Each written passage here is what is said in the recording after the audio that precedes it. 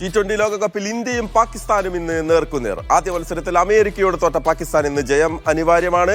ഇന്നും ജയിക്കാനായാൽ ഇന്ത്യക്ക് ക്വാർട്ടർ സാധ്യത ഉറപ്പിക്കാം. രാത്രി 8 മണിക്കാണ് മത്സരം.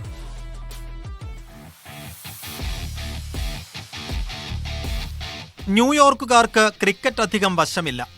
പക്ഷെ ഇന്നത്തെ മത്സരത്തിന് ആളധികം കൂടുന്നത് കാണുമ്പോഴെങ്കിലും അറിയാവുന്നവരോട് ചോദിക്കുക.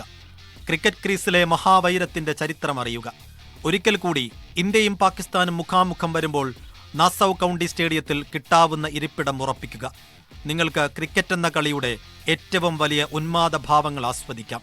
തുടർ തോൽവികളിൽ വലഞ്ഞതുകൊണ്ട് മാത്രമല്ല, ന്യൂയോർക്കിൽ 2ാം റൗണ്ടിലേക്ക് കൂടി ജീവൻ നീട്ടിക്കിട്ടണമെങ്കിൽ പാകിസ്ഥാൻ ഇന്ന് ജയിച്ചേ തീരൂ. കാരണം ആദ്യ മത്സരത്തിൽ അമേരിക്കയോട് തോറ്റ പാകിസ്ഥാൻ ഇന്ന് ജീവൻ മരണ പോരാട്ടത്തിനാണ് ഇറങ്ങുന്നത്.